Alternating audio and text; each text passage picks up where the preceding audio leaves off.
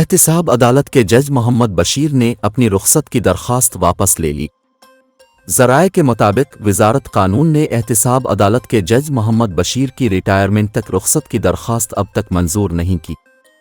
जज मोहम्मद बशीर की अदालत में बानी PTI के खिलाफ तोशाखाना और 190 मिलियन पाउंड स्कैंडल केसेस ज़ेर समाअत हैं।